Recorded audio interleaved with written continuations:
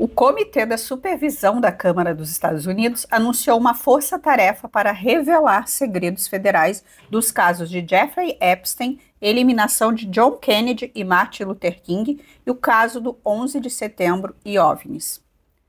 A análise mais avançada é a do caso Kennedy. A deputada revelou que os documentos que estavam classificados como secretos apontam para 2 executores.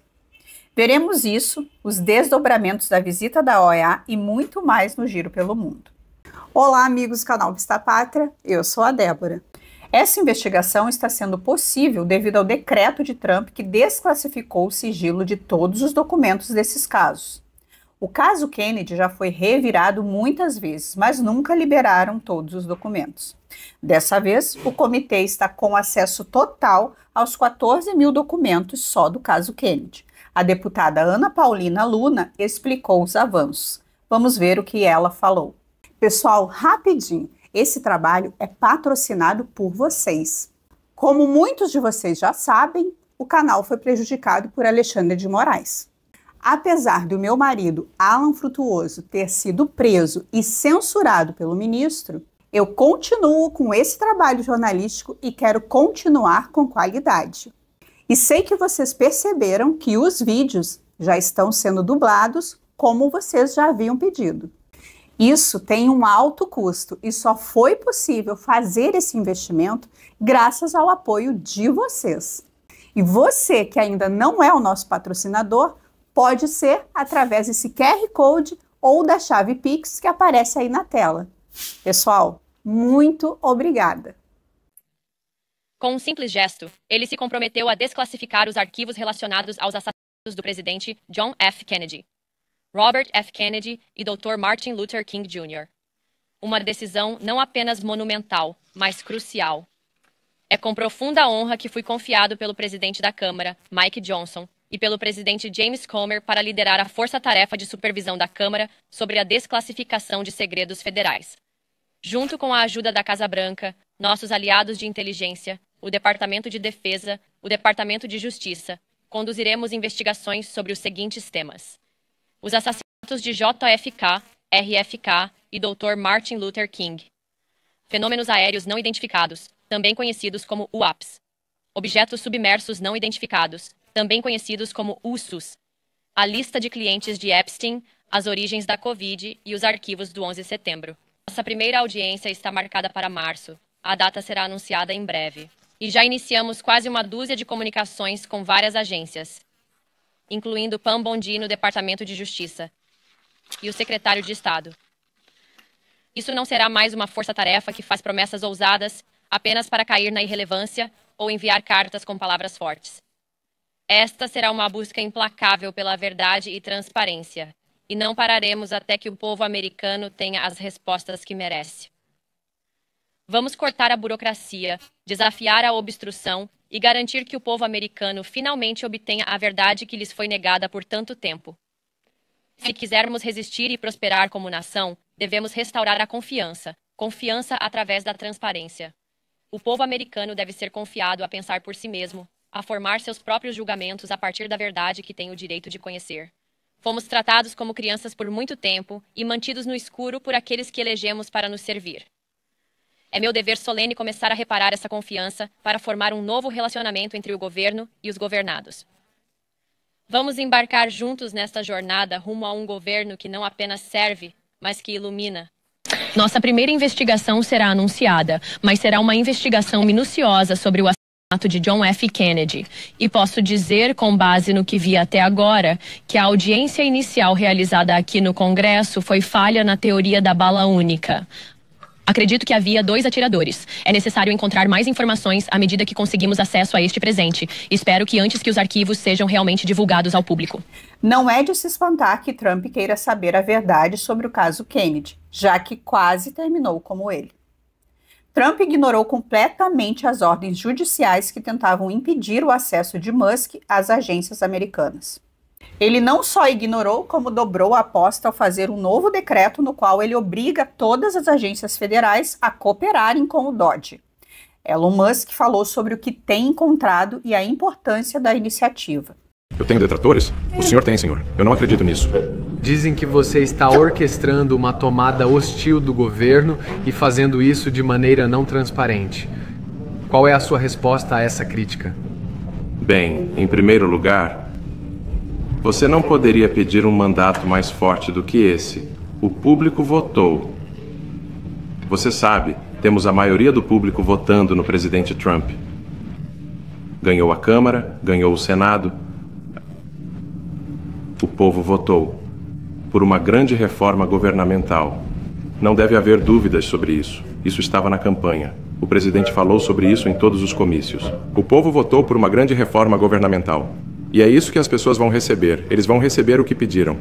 E muitas vezes as pessoas recebem as mudanças pela qual votaram. Mas nesta presidência, eles vão conseguir aquilo que votaram para ter. E é disso que a democracia se trata.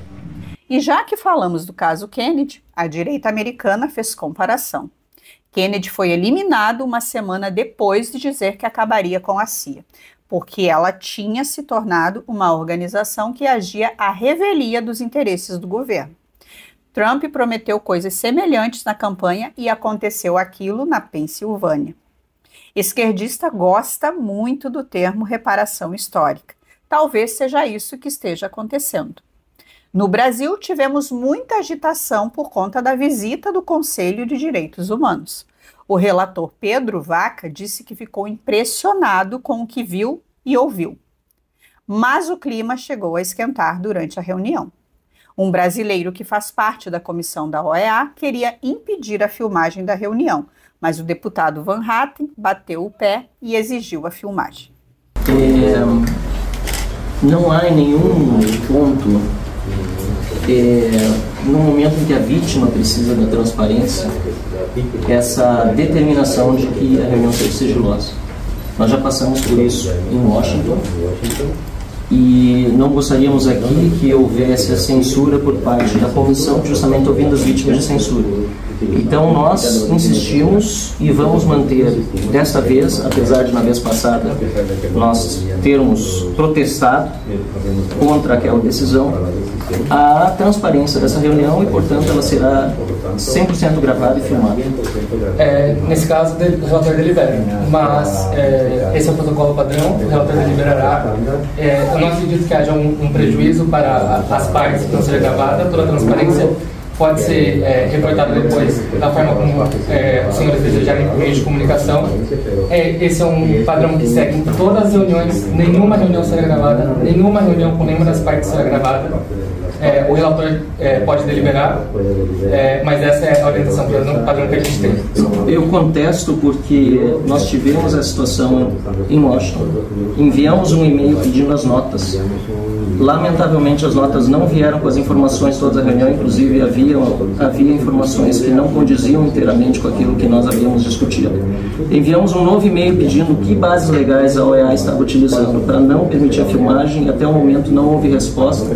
No que, senador Girão, nós entendemos que não há base legal, nós pesquisamos tudo e por isso nós vamos manter a filmagem, porque isso nos preserva. Nós somos as vítimas de abusos e de censura e nós precisamos que as pessoas saibam exatamente o que está acontecendo nessa reunião. Se me permite... Como vocês podem ver, o relator cedeu e tudo foi registrado. Enquanto ocorria a visita, teve protesto nos corredores da Câmara.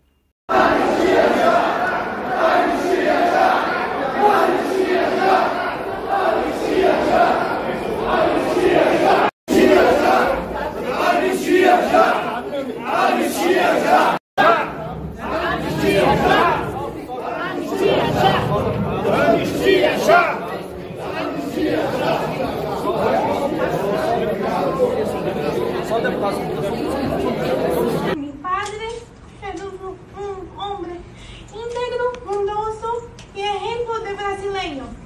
Ellos no merecen, mi familia no merece esto. Estamos torturados até hoy. Y no es fácil vivir esto en Brasil. Por favor, nos ayude. Por favor.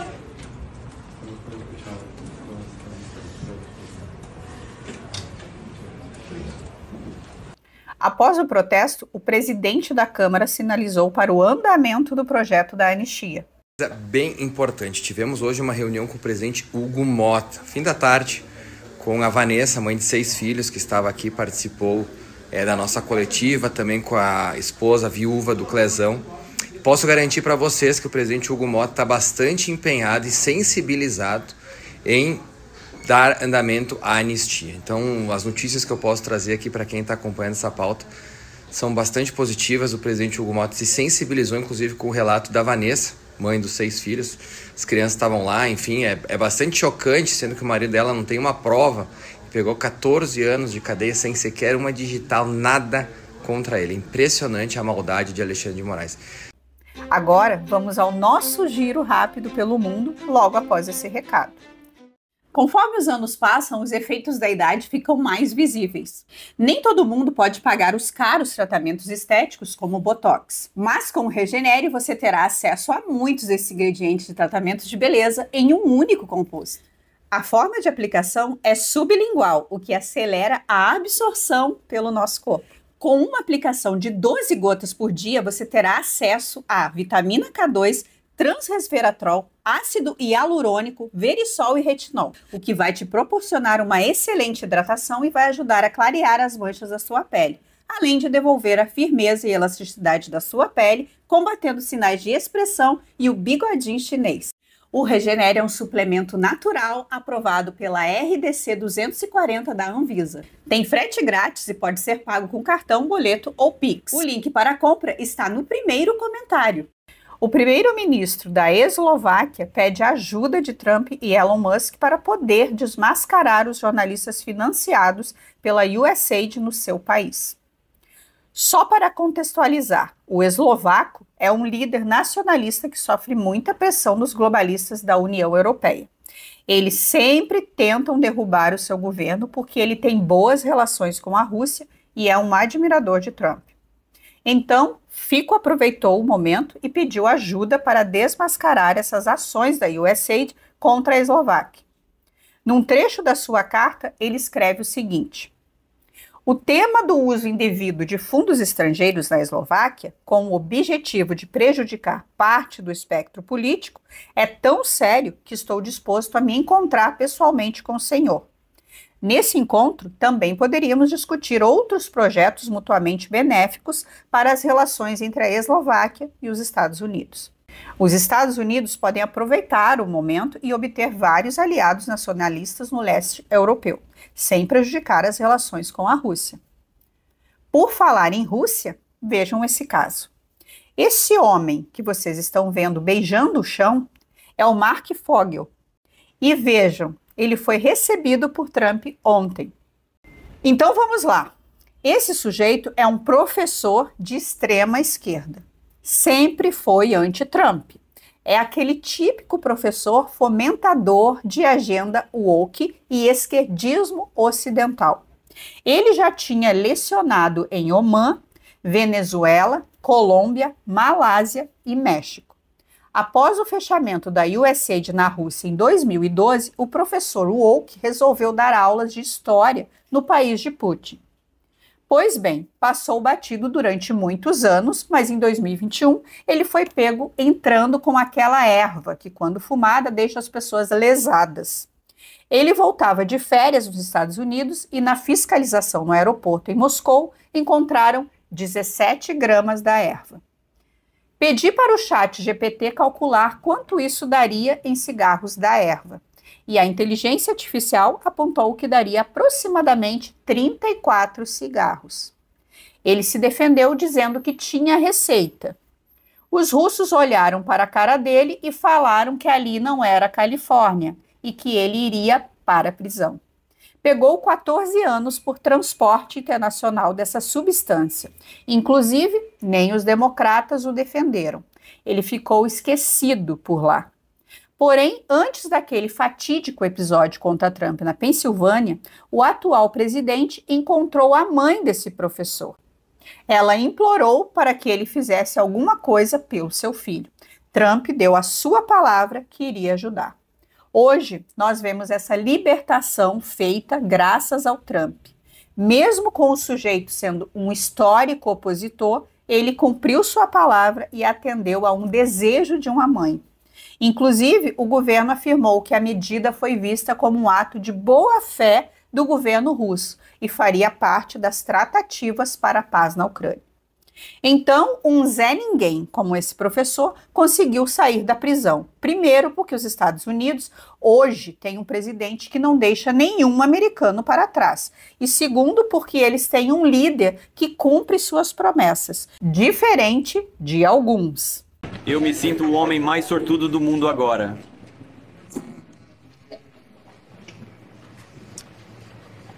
E quero que você saiba que não sou um herói nisso de forma alguma. E o presidente Trump, ele é um herói. Esses homens que do serviço diplomático são heróis. E de quebra, ainda teve que reconhecer a grandeza do Trump. E por falar em americano vindo da Rússia, Trump está preparando o indulto ao ex-analista da NSA, Edward Snowden. O caso dele ficou mundialmente conhecido quando, com a ajuda do jornalista Glenn Greenwald, ele fez revelações bombásticas de como o governo americano estava espionando literalmente todo mundo que tivesse um equipamento eletrônico. Ele denunciou as tais backdoors que permitiam o acesso da CIA e da NSA em qualquer aparelho eletrônico que tivesse um sistema operacional americano. O caso dele virou filme e deu o prêmio Pulitzer ao Glenn. Esse caso é um verdadeiro marco na luta contra o Deep State. Ele fugiu para a Rússia e conseguiu asilo político por lá. Inclusive, em 2022, ele se naturalizou russo. Os globalistas queriam condená-lo por traição, mas o que fica muito claro hoje em dia é que Snowden não traiu a pátria e traiu o Deep State, que operava para manter esse sistema de vigilância contra os cidadãos. Agora que a chefe da inteligência é Tulsi Gabbard, o seu perdão já está bem encaminhado. Na Alemanha, o secretário de Defesa Pete Hegseth foi muito bem recebido pelos militares americanos baseados na Alemanha. Ele, inclusive, resolveu treinar com a tropa. E, pelo visto, a moda pegou. Depois do primeiro-ministro eslovaco, agora foi a vez de um deputado nacionalista grego, Emanuel Frankos, solicitar a ajuda direta do Elon Musk para investigarem as influências da USAID no país do Mediterrâneo. O presidente de El Salvador, Nayib Bukele, declarou que ele usa o Brasil como exemplo. Um exemplo a não ser seguido. O prefeito de Kiev, Vitaly Klitschko, declarou que o conflito na Ucrânia terminará em 1 ou 2 meses com um compromisso doloroso. Realmente essa luta só serviu para enriquecer os bolsos dos políticos. O povo que foi para a linha de frente não vai ganhar nada com isso. Os russos venceram e conquistaram a região que almejavam. E de quebra, os Estados Unidos ficaram com todos os recursos minerais do lado ucraniano como forma de pagamento pelo apoio. Será que Zelensky vai continuar morando na Ucrânia após o fim do conflito? Tenho minhas dúvidas. No Brasil, a PGR deu parecer contrário ao indulto de Daniel Silveira. A decisão final será de Alexandre de Moraes. Essa decisão já era esperada, por conta do tipo de acusação que foi imputada a Silveira. O melhor caminho para o ex-deputado no momento é a revisão da suspensão da progressão de pena. E se não sabemos como será o relatório da OEA, já podemos ver o relatório da Civilization Works. Esse relatório expõe a ação da USAID no complexo de censura executado pelo STF. Dentre as denúncias estão o projeto Root in Trust, mais conhecido como RIT, que atuou com mais de 40 veículos de comunicação para censurar o debate sobre o problema de saúde de 2020. Eles também denunciam o consórcio Comprova. Esse é ainda mais escrachado. Trata-se de financiamento direto da Embaixada Americana e a USAID a um congresso da Associação Brasileira de Jornalismo Investigativo. Isso talvez explique por que não temos mais jornalismo investigativo de qualidade. E por último, eles detalham as ações do DRF Lab, que modulou toda a estratégia de censura do TSE. Enfim, Trata-se de um documento bem robusto, que está acessível para todo mundo. Vou deixar na descrição. Agora, quero agradecer aos patrocinadores que apoiaram o canal de ontem para hoje, como KS Telecomunicações, Leonardo de Oliveira, Akiko Yamada, Isabel Aparecida Leal, Maurício Cardoso, Ricardo Filgueiras, Cirleia Maria, Eduardo Faldon, Lídia Ferreira, Luiz Augusto Maurício e todos os outros que aparecem aí na tela. Faça como eles e seja também um patrocinador desse projeto jornalístico. Muito obrigada a vocês que me assistiram até aqui e até amanhã.